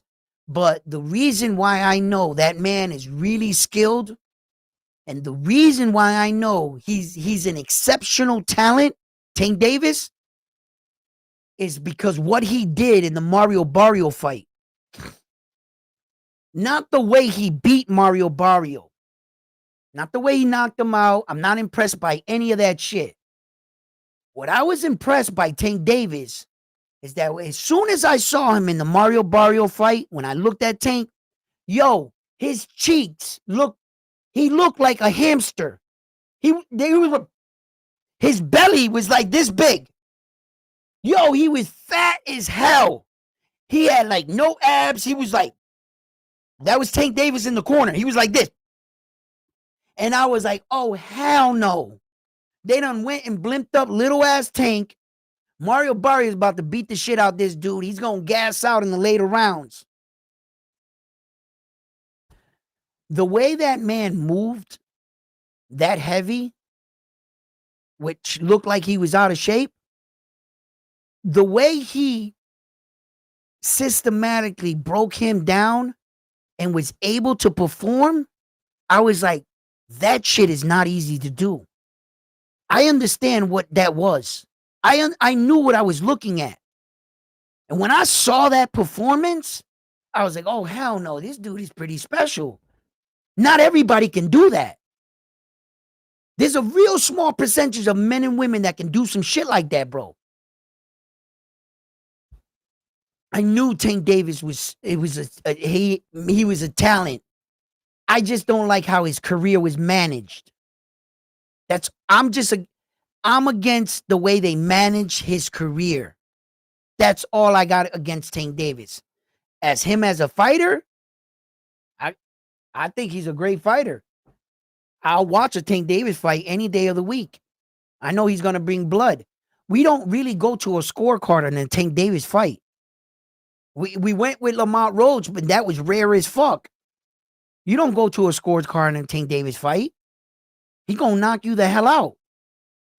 I will always watch a Tank Davis fight, just not in agreement on way how they managing him and every decision he's made. That's all. But as a fighter, I got nothing to say. He improves all the time. I thought his footwork was trash at one point. He made that better. I thought that Tank got better throughout the years, and then I seen him slip a little, get better, slip a little. But throughout all that, he's held it all together. He's getting a lot of criticism for the women, you know. Uh, but before you guys judge Tank Davis, just know this. Were you in his house? Did you see it? Has your baby mom ever lied on you? Has any girl ever say, "Oh, he hit me," and you never touched her? I'm not saying that that's not what happened, but there's two sides to a coin. If you're going to accuse him, there's also another side to that coin where he was innocent. Didn't the charges get dropped? Typically, that happens to battered women. That does not mean they don't get hit. They just battered and they say no and go back to the relationship. I've seen that 1,000 times. So her dropping the charges does not prove that she's not a battered woman. But at the same time, I believe everybody deserves a reasonable, has the right to defend themselves. If he is a woman beater, then that's what he is. If he's not, if he's a man that's just being victimized by a woman that, wants to say these kind of, we've seen that. We've seen many trials. Iron Man, I mean, the guy from the Pirates of the Caribbean, right? We saw that whole trial unfold. And Johnny Depp, and he was acquitted. And she said a lot of things about him. Bad shit. That he hit her and all this other shit. And it came out not to be true. So, a lot of people are making memes. Oh, he's a woman beater. He's this, he's that. Tank has had a lot of issues with women. He had another domestic and he hit a pregnant woman in a car. This doesn't look good for my man. It really doesn't. It's hard to be a Tank fan right now. It really is, bro. Right? But damn it, if I won't give up on him. I still won't give up on Tank, man. Nah, I can't. He's good for boxing, bro. He's good for the sport, bro. I can't give up on a fighter because I know what it's like to fuck up, man. Want a second chance and a third chance and a fourth chance and a fifth chance. I know what that's like. We're human. We fuck up, bro. Sometimes shit gets to our head, man. We're not perfect. I once heard a man say, it took me 2 minutes and 13 seconds to snap and do my crime. And he's been in jail for 43 years. 43 years. For 2 minutes that he lost control in his life, he was in jail for 44 years for what he did. Sometimes we fuck up, bro. But you think 2 minutes out of your life, what you said in a bit of anger or what you did in one moment should merit your life? How do you feel about that? Do you wish you could take it back? Do you wish you get another chance? Do you wish people would view you and stop talking about that and bringing that up and allowing you to live? Did you learn your lesson? You know what I'm saying? And I think that people can turn things around. So, no, I'm not willing to give up on Tank Davis. No, I'm not. I'm very critical to him. And it might sound like I'm talking shit, but if you really pay attention to what I'm saying, you would realize I'm just being critical to some of his moments and events and what's going on. But I've never, ever, ever, ever said that Tank Davis sucks. Ever. Ever.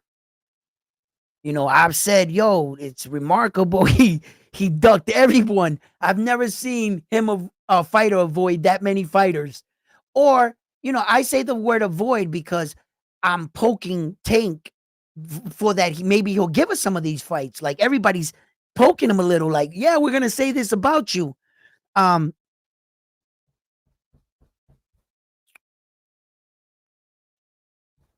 but rightfully so, he is good. He's fucking good, bro. Uh, whether or not he's managing his career because he wants to keep that or his wits to himself. Like, why put yourself through like that gauntlet so that in a few you tell everybody, look, I fought the best and best. 20 years from now, they're like, hey, Tank Davis, yeah, man, we remember when you went on that ill streak where you fought the best, fighting the best. Talk to us about that. Uh, uh yeah, I fought Devin, Loma, and Tio and Ryan back to back. Maybe he wants to keep his wits about himself, right? You know what I'm saying? Like, not every fighter wants to take that, man. Look at Floyd. Floyd's showing signs of it, real gradual. You can see Floyd in interviews. He'll start to like stutter, lose what he's saying. Very good fighter. One of the best. I like his style. He's good for the sport. You see how Floyd talks, right? You can see those fights are catching up to him. You know, you could see a lot of these guys, like the guys in the lower weight division, we pay the highest price, not the heavyweights. The heavyweights never cut weight. They don't release all the water out of their brain. Most heavyweight guys can talk great. Look at Lennox Lewis. So very little signs of fighting damage. Look at Mike Tyson, still saying one-liners. No, the guys that go brain dead like that are the guys that are cutting weight because we're releasing all the water out of our bodies, out of our brain, where we're being punched in the face. We're dehydrated. It's at a higher probability that you get knocked out and you can't absorb the punches, and it could cause damage later on in your life. You'll start to forget things, your speech, like that. You'll like Roberto Duran. You see how Roberto Duran talks? Shit like that. The guy, everybody that cuts weight, we pay the ultimate price. Yeah. That's why it's cool to be a heavyweight. You never cut weight. you know? Yeah. Let me read some of these things. Bro, I was watching TVV when you started talking to Coach Hector about working and he dropped off. Um, Hector Bermudez, man, if you hear this or anybody gets back, I have all the intentions of going down to your gym. I know they're gonna fuck me up over there, but hopefully I'll learn some shit. You know what I mean? I hope to go down there and see Heck, you know what I mean? Polanco probably wanna, come at me or something. you know what I mean? Um, but these guys gotta know that criticism is criticism. That's all it is. And all fighters get criticized or for one performance or another. Don't take that shit personal. Don't be that dude. You know what I'm saying? Like if I show up to your gym, Edwin is showing up to your gym, not Round One Sports Talk. That's for this. You know what I'm saying? But I'm a real dude, just like you. Don't do that. Don't walk up on me talking about Round One, blah blah blah. Nah, if you want to talk to Round One, just get on the chat. This is where we do it at right here. My everyday life, bro. We could be cool. Hey, take a pitch, blah, blah, blah, talk. We could even talk a little boxing, but I don't want to hear that shit. I want to hear that. You said that about me, blah, blah, blah. Man, bro. Grow up. What, you can't take a little criticism? Never said you suck. I didn't say, you're trash. No. Don't do that. Don't do that because I could snap, and I don't want to do that shit. You know what I mean? So, but I don't like that shit. But I'll respect Hector Bermudez and his guys if they get there and give me a little shit, a little shot or something. That's expected. But you know, I do wanna I would love to work with him. Absolutely. Uh, you know, uh, all I gotta do is fight 3 rounds at 2-minute rounds. I don't gotta train like a pro. I really don't have to like learn 900 combinations. You don't. All I gotta learn is probably 2 setup punches. That's it. The rest of my boxing ability with that's this is only for 3 rounds for 2 minutes. This is gonna go by pretty fast, whether I gas out or not. The time's gonna go by, but 2 minutes seems like forever. You ever put something in the microwave for 2 minutes and watch the mic? Bro, it seems like a portion of my life went by, right?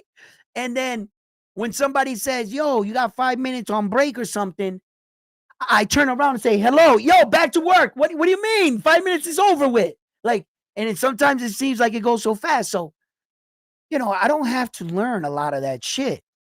What I gotta do is learn how to take punches, feel the punches. I gotta learn how to take punches to my body, take a couple punches to my face, not let them full-fledged hit me, but I gotta learn what it's like to feel that.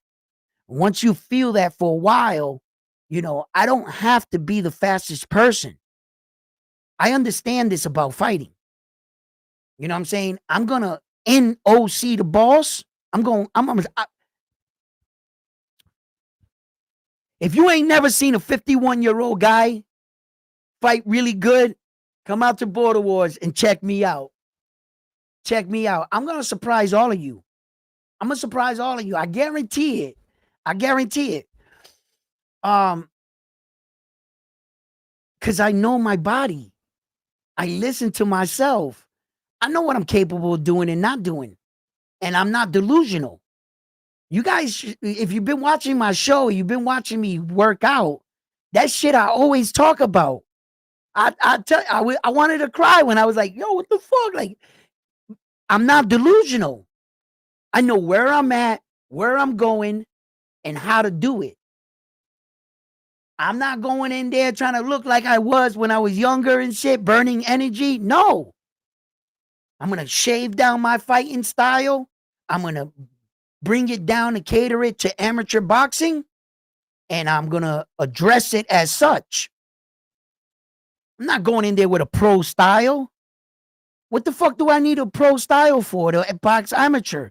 A pro style, you're supposed to be, making reads, a feel out process round. Let me see what you got. We don't got time to do that in the amateurs. You get 1 or 2 feel out process rounds, you lost the fight. You feel me? So it's not like I'm gonna go out there and be like, yo, I gotta be like, let me check his power. But man, no. We might just rock him, sock him. Let's go.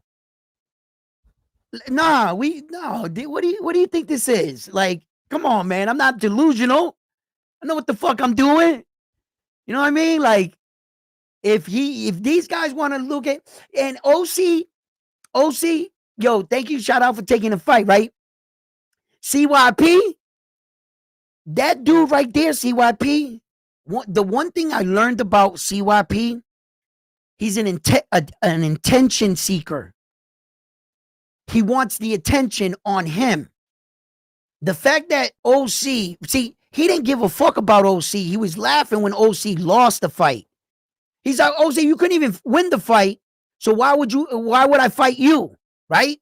The minute that OC challenged me and I accepted the fight and he saw the buzz we were getting, he came in and said, whoa, wait a minute. OC, this all started because you should have fought, because he wants all the attention. Yo, a CYP actually believes like he's the main thing on TBV. They got him gassed up so much that unless you're talking about him, yo, my man legitimately came on the show last night and had to talk about all things he has no proof of. oh, you're gonna go out there, you're gonna do this, you're gonna perform like this, you're on steroids, you do Viagra, blah blah blah, because you're 50 years old and your shit probably don't even get up and I'm like, bro, you know all this shit about me? Yo, and the funny thing is, if you ask my wife, right? She wishes they invented a pill to reduce my sex drive. Yeah, she does. Yo, right? Uh,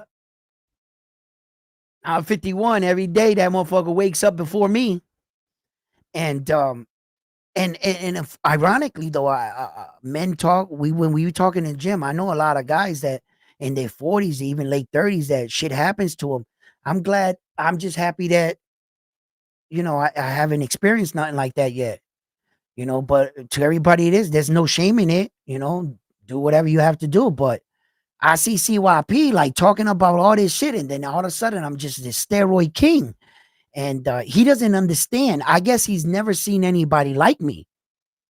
I guess he doesn't go out because I've met a lot of men that are better than me, way better body at the same age I am. I met 51-year-old guys that will make me look stupid, and I don't know why CYP has never met anybody like that. I don't know. And just because he ages the way he does and he doesn't understand, he's like all of 35 right now, and he's already wanting to fight older dudes. At 35 years old, I would still be fighting the young dudes. Me, anyway. Right? But he wants to fight us. CYP. See what I'm saying? Like, that dude, he can't stand the fact that me and OC the boss is getting the light shined on us. And he was on the outside looking in. That shit ate it. He was like, oh, I gotta get in there and say, so I gotta stop this. I gotta be the one fighting. Yo, my man, he lost control.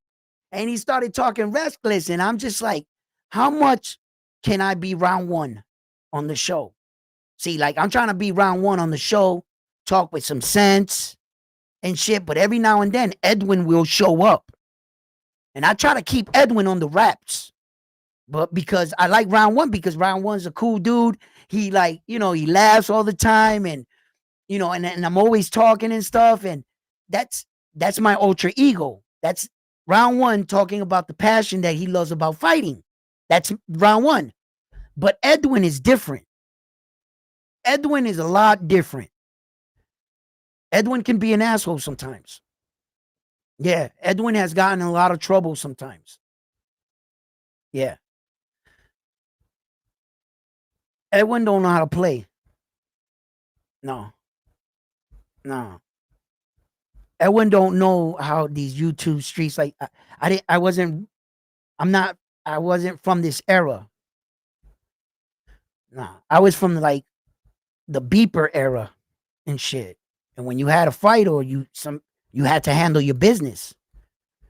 Where I come from, we step out of the way, let you two take care of what you need to take care of.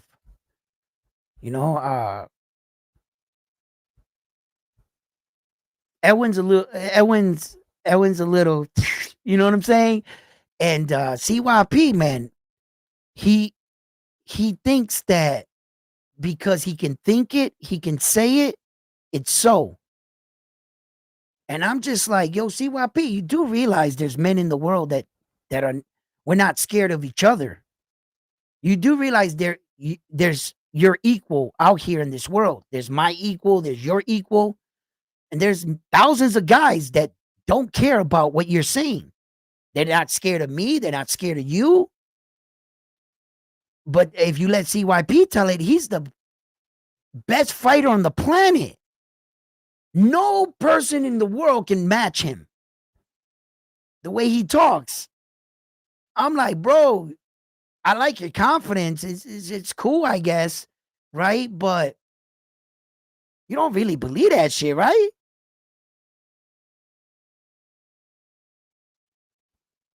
I don't know. My man's like, he just can't have He just can't allow anybody else to shine. CYP.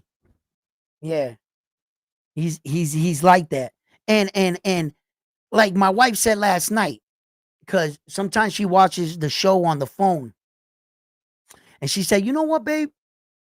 If you win," she said, "when you win against OC the boss, I wouldn't even fight CYP if I was you, Edwin." I was like, "Why?" She was like, "Because leave him to his own devices. If he's that good and he's the best, like he claims, then he shouldn't need you." And I looked at her and I was like, she was like, "Yeah, make him beg you then. Because if he's all that, what he was saying, then he shouldn't need you." And she was like, and I don't like how he was disrespectful because I don't have a fight with him. You know what I'm saying? He's trying to come in there and make border wars about disrespect.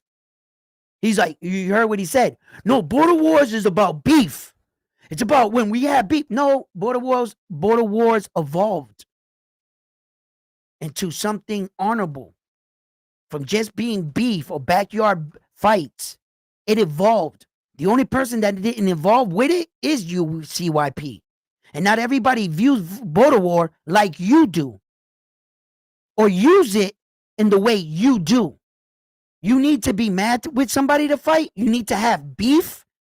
You can't just fight, just get up and fight. You need something to fight over. I guess that's how you fight. I'll get up out of this chair and smack the shit out of you for no reason. I don't need motivation to fight. I don't need to be mad at you. I don't be nothing. I've done it hundreds of times. I'll snap like that. But if that's what you think you need, the rest of us, we're just guys just trying to live, have a great time. Let's go out there and fight a little. You know what I'm saying? And then we'll go out and have something to eat, buddy. You know what I mean? I don't hold no grudges. I don't care if I win, lose, draw. I just want to have a good time. I just want to fight. You know what I'm saying? Well, I listen, I'm talking shit to OC the boss, but I respect that man. And after the fight, I hope we can go out and maybe have a beer. He could have a beer. I don't drink beer, but maybe, you know what I'm saying? And we'll have a bite to eat or something. I don't really have anything personal against OC the boss, but I'll talk shit to hype it up, of course. Like I said to you guys yesterday, if one of you guys text in that chat that OC the boss was talking about my three-legged cat, right? I'm going to take that personal. I don't own a three-legged cat, but I'll use that as motivation. You know what I'm saying? Like, because, yeah, we're going to talk shit to each other. Building the fight. Intensity. CYP, that motherfucker want to act like he want to fight you in the ring, outside of the ring, fight you on the fucking, on the streaming app. He wants to fight you over. Like, bro, you're doing too much. You're doing too much. If you just want to be a gangster, bro, don't fight in border wars. You should be outside running gangs right now then. You should be sticking people up right now. Smacking people up. The fuck border wars. Go out there and get it. We're just trying to have fun. And border wars has evolved. And now it's competition. Men like CYP, you know, whatever you use it for, you know, I guess that's up to you. But to be honest, I think my wife is right. Border wars is not about beef. I think border wars is for the, yeah, come on, bro. Come on, man. That's what I'm saying. It has changed, bro. CYP's all in, yo, it's about beef, bro. You know what I'm saying? Real beef. Like, bro, like, cut it out, man. What are you, 17? Grow the fuck up, man.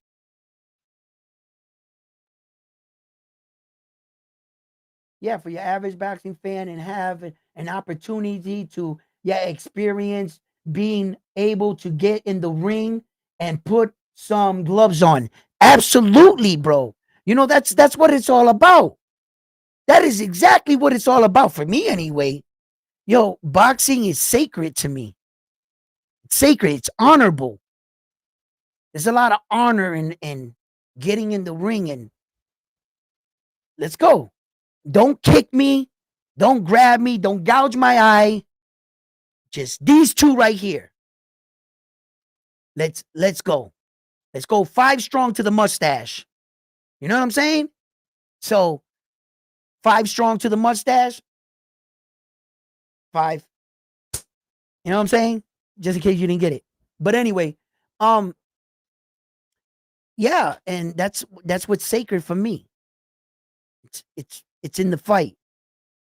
And I said my challenge does not lie in the night of the fight, the bright lights, the moment, my opponent. None of that matters to me. My challenge comes in preparation. That's where my real challenge is. I'm not thinking about CYP. I'm not thinking about OC the boss. I'm not thinking about Ness. I'm not thinking about any of that shit. Never was. Never was. That's not my challenge. My challenge is my preparation. I have to get to the dance first before I can consider the fight. But if I get to that dance, which I will, I don't think it's going to be doing part to me. I think it's going to be doing part to maybe the doctors or whatever. Or if they don't pass me with that shit, that's the only way they're going to stop me. Because if they sign off on that paper, I'm going to show up November 8th. And that nothing's going to stop me from that. Nothing. Man, listen, if my arm gets hurt or whatever, you guys won't know it. You're not going to know it. I'm not going to tell you. I'm still going to show up to that fight. Doesn't matter. Like the gentleman said, we don't do this because of beef, bro. We don't need fucking beef to come on, man. We want to challenge ourselves, and we're doing this for us. You know what I'm saying? So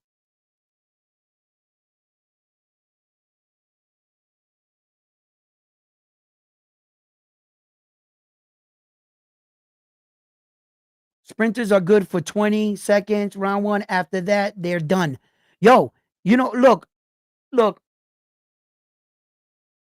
you know, you got to prepare yourself. And that's what I'm preparing myself. I'm preparing myself for 3 rounds, 2-minute rounds. I can do this.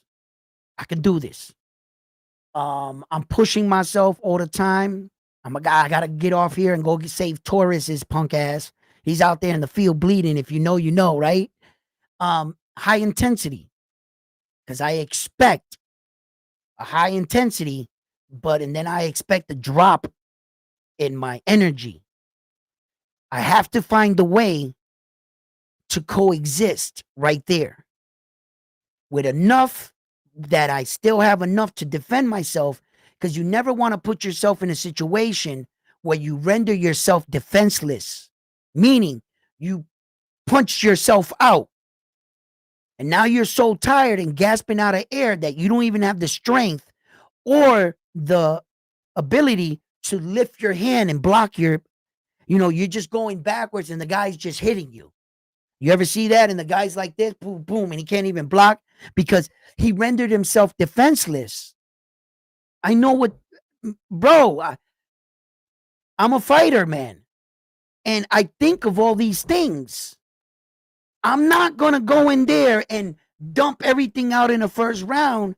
And then all of a sudden, the second and third round, I fall apart. No. When I step in that ring, I'm going to believe in my training. Trust me. I'm going to be prepared to go the distance. And I will. And I will. And I will. And I'm going to win this fight. There's nothing in there. No, I don't have that mentality.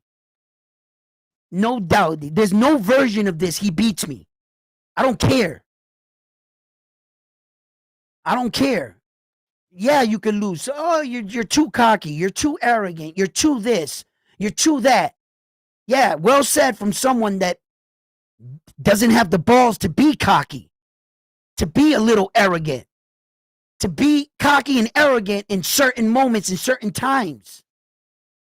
I need to be cocky and arrogant when it comes to my fight. Why? Because I'm going to win. Any other time, I'll be humble. Right? Nah. Not when you're fighting. Not when I'm fighting. No, all bets are off. I'm going to bust your fucking ass. That's it. You are here to assist me on whooping your ass. That's my mentality. I don't give a fuck. I mean, listen. No. No, no, no, no, no, no, no, no, no, no, no, no, no. No. There is no being humble. You know what I'm saying? No. No.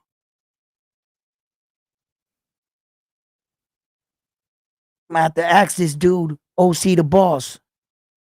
You want to feel how hard I can punch? Hey, yo.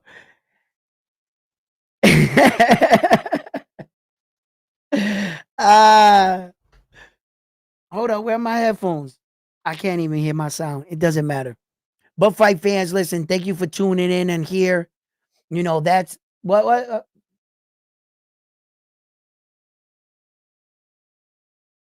yeah, that's the attitude you have to have. You know, that's it. That's it.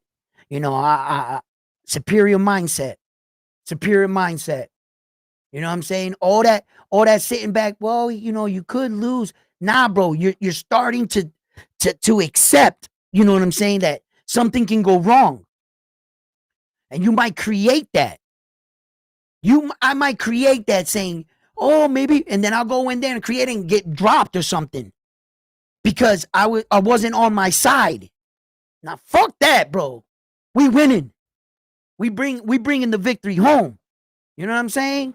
For us, for Round One Sports Talk, so that I could be right here with you guys. And you know what I'm saying? Like, y'all gonna see, and listen. It is what it is. There's a flip side to this coin, but this is my mentality. And I'm gonna leave you guys with this, right? Whew. Have a plan A. Plan A is to win the fight. And if plan A is not working, I'm going to have a plan B. Plan B, reinforce plan A. That's it. That's what plan B is. Reinforce plan A. There is no other option. That's the mindset I have. That's the mindset I'm going into my training. That's the mindset I will be going into this fight. I'm going to give it my all, but I'm going to fight smart and intelligent. It's going to be fast, quick. It is what it is. And I'm just happy to do this. I really am. I really am, man. You know what I'm saying? I got my fight. I'm about to be in box rec, homeboy. I'm gonna take a picture. They're gonna put my picture in box rec. Every day I'm gonna go look at that. Look at that handsome mother. You know what I'm saying? You know what I mean? But listen, there's a quote sometimes I say, and I'm not sure if you've ever heard me say it. In a few of my videos, I said it. There's a famous quote that's going around in life. It says, keep your friends close, but your enemies even closer, right? When I first heard that, I thought they meant enemy like an actual enemy, like your real enemy. And for a long time, I viewed that quote like that until later in life, I saw it in a whole different light. Keep your friends close, but your enemies even closer, right? Means keep your friends close because you're going to need your friends around you to block bullshit and to help you throughout your life. When you need someone to talk to or you need a helping hand, you need your friends. Your greatest enemy is myself. I don't need anyone to get me in trouble. I don't need to watch my enemy because my greatest enemy is myself, the decisions I make. I'm my greatest enemy. And if you pay attention to your greatest enemy, everything else will fall in place because you already have your friends. It's not keep your friends close and keep your enemy even closer as your actual enemy. You don't got to watch them. You need to watch yourself. And perhaps you won't get in as much trouble as you once did. Thank you. My name is Edwin here at Round One Sports Talk. Please smash that like button. I hope you like my take on all things boxing. I invite you to be a member at Round One Sports Talk. And please, I need help with getting out to Border Wars and buying this ticket in the hotel. I'm probably going to be going out there on my own. I'm not sure if I'll have anybody in my corner, but nevertheless, sometimes we have to take on challenges by ourselves. This one I might have to take on by myself, and I'm okay with that. All right, fight fans, love yourselves. I'm on to the next one. Peace. You guys are the best. Let's go get Torres. His ass is out there bleeding. We got to go get him.